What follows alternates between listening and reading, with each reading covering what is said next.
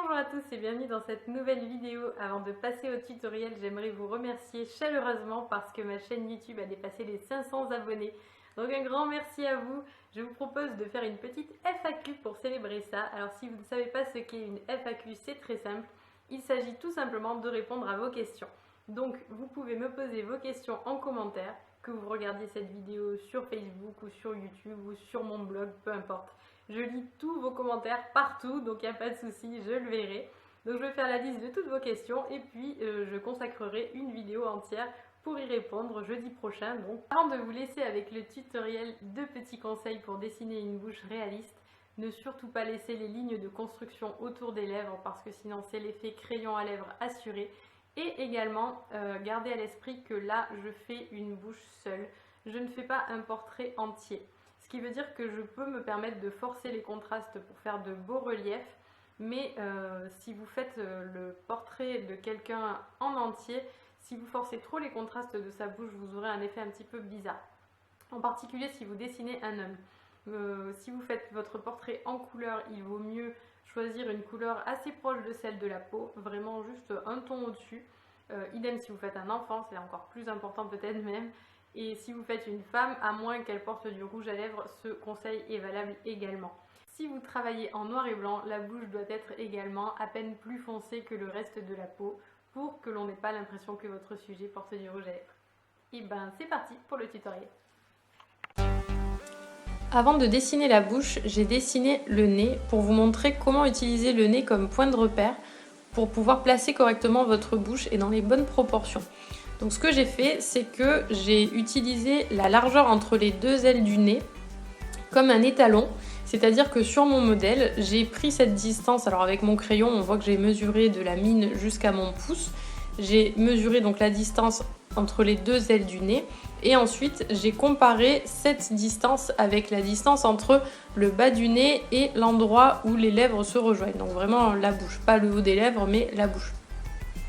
Donc je me suis rendu compte que entre le bas du nez et la bouche, c'est à peu près l'équivalent de la moitié de la distance qui sépare les deux ailes du nez. Ce qui fait que ça a pu me permettre de placer correctement ma bouche par rapport au nez.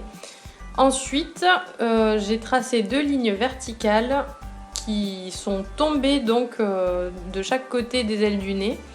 Et comme ça va m'aider, idem, pour placer correctement ma bouche, donc cette fois-ci plutôt en largeur. Donc je vois qu'elle dépasse à peu près, voilà, j'essaye de reproduire un petit peu les formes que je vois. Du coup, grâce aux lignes, la commissure des lèvres forme un petit triangle qui est beaucoup plus facile à reproduire que si je m'étais lancée sans aucun repère. Donc là, je trace ma bouche tranquillement, je fais ma petite esquisse avec un crayon HB. Il y a une ombre assez prononcée en haut de la lèvre inférieure, donc je la délimite avec mon crayon. Parce que ça peut être un petit peu trompeur, on peut avoir l'impression que la lèvre est beaucoup plus fine que ce qu'elle n'est en réalité. Du coup, je trace quand même les ombres principales sans appuyer évidemment.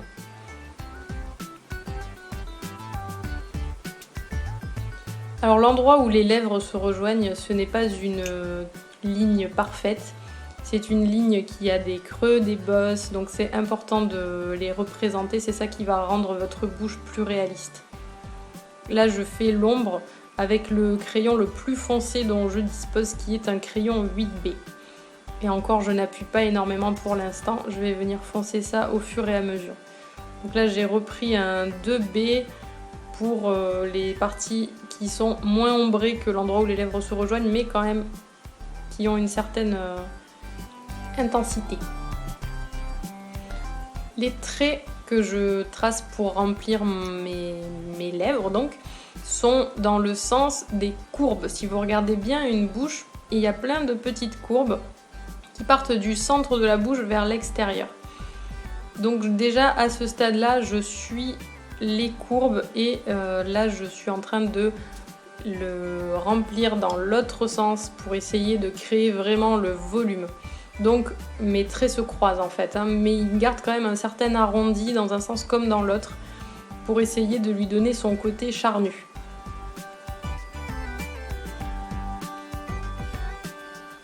Je commence à foncer les contrastes avec mon 8B Et pour l'instant, je m'occupe pas trop des détails, des reflets brillants, tout ça, je garde pour la fin. Là, je suis vraiment en train de repérer mes valeurs principales. Et je commence déjà à tracer les premières courbes des lèvres. Une fois de plus, j'ai pris modèle sur ma bouche. Comme on en plaisantait sur Facebook, à la fin on pourra reprendre mes 3 vidéos de l'œil, du nez, de la bouche, faire un montage et on aura mon autoportrait.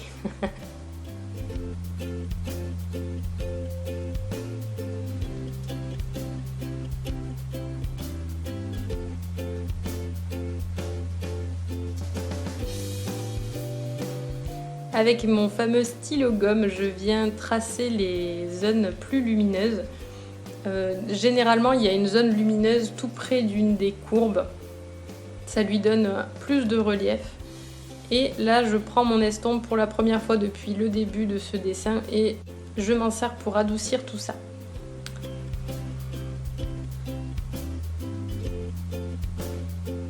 Alors j'essaie de ne pas estomper évidemment les reflets que j'ai créés avec la gomme parce que sinon ça n'aurait servi à rien. Mais j'estompe les lignes. Et en fait ça remplit mon papier, ça donne à mes lèvres plus de présence. Et tout le long du dessin ça va être ça. Je fais des détails, j'estompe, je refais des détails par-dessus, j'estompe à nouveau. Et en fait, il ne s'agit pas d'effacer à chaque fois ce que je viens de faire, mais de l'inclure vraiment dans la structure des lèvres pour que ce soit le plus réaliste possible. Quand j'estompe, je n'efface pas totalement. En fait, c'est les couches et les couches de détails qui vont leur donner leur réalisme. Mais encore une fois, si vous faites un portrait complet en général, à moins que le portrait ne soit vraiment de très grande taille, vous n'allez pas avoir une lèvre gigantesque, donc vous n'allez pas vous embarrasser de faire des minuscules détails dessus. Ceci dit, je trouve que l'exercice de faire une lèvre, un nez, un œil, c'est super pour bien apprendre à maîtriser les valeurs. C'est les petites zones où il y a plus ou moins de valeurs différentes et je trouve que vraiment pour le relief il n'y a rien de tel. Donc là je commence à travailler la peau. J'avais pas forcément prévu de laisser le nez, je pensais juste m'en servir pour la construction de la bouche et l'enlever ensuite. Et puis finalement j'ai eu envie de le garder.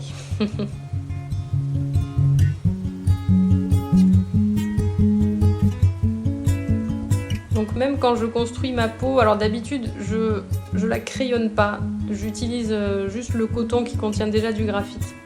Mais je me suis rendu compte dans mes dernières vidéos que ça ne se voyait pas très bien à la caméra. Donc je préfère accentuer les contrastes de la peau et les faire au crayon cette fois-ci. On va voir si ça rend mieux, en tout cas je l'espère.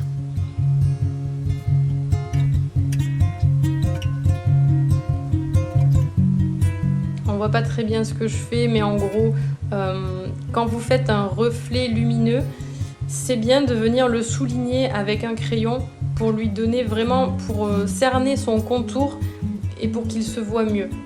Alors évidemment c'est pas quelque chose à faire en appuyant comme un fou, hein, ça doit rester discret, mais ça leur donne vraiment beaucoup plus de relief. Je trouve que ça rend beaucoup mieux si on prend ce temps là.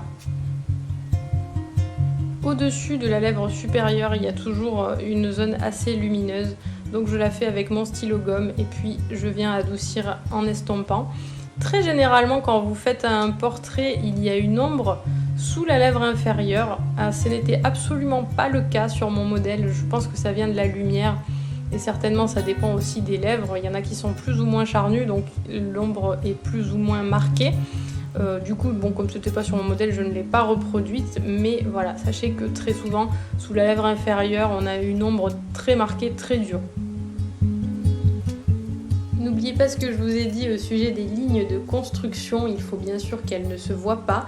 Alors vous pouvez utiliser carrément la gomme et les gommer dès que vous avez assez de gris sur les lèvres pour distinguer leur contour.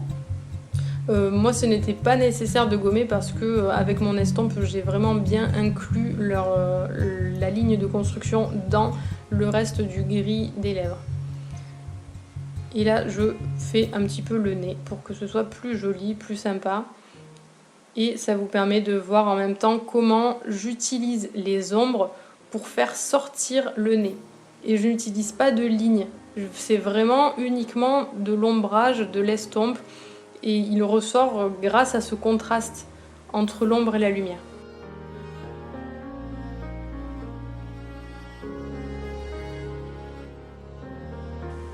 Mais un dessin comme ça, honnêtement, on peut y passer tout le temps qu'on veut. Je pourrais y passer des heures à affiner les valeurs, à toujours rééquilibrer.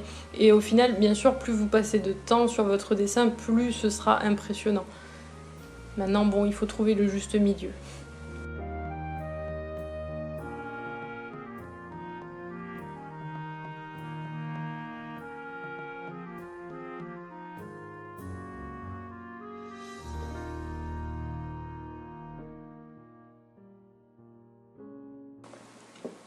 Là, je viens d'utiliser ma gomme mie de pain, de la tamponner sur les zones qui me paraissaient un petit peu trop sombres par rapport à ma photo de modèle. Photo de modèle que je ne partage pas avec vous, une fois de plus, je sais que certains aimeraient bien, mais pour tout vous avouer, je n'ai vraiment pas une jolie peau et ça me gêne de vous montrer des photos de ma peau en gros plan comme ça, c'est vraiment pas flatteur, donc je préfère la garder pour moi. Il y a plein de super photos sur internet pour vous entraîner, donc je pense que vous ne manquerez pas d'inspiration. Voilà, ce tutoriel touche à sa fin, je vous remercie beaucoup de l'avoir regardé. J'espère très sincèrement qu'il vous aura appris des choses et qu'il vous permettra d'améliorer vos prochains dessins. Concernant la FAQ dont je vous parlais en introduction, pour vous donner un petit peu plus de détails, le thème des questions est totalement libre. En fait, c'est juste un prétexte pour que vous puissiez mieux me connaître. Donc vous pouvez me demander tout ce que vous avez envie, que ce soit sur moi, sur mon métier, sur le dessin, sur mon chat, peu importe, le thème est totalement libre. Donc j'attends vos questions avec la plus grande impatience et vous pouvez aussi bien sûr me donner votre avis sur cette vidéo, je les lis toujours avec grand plaisir.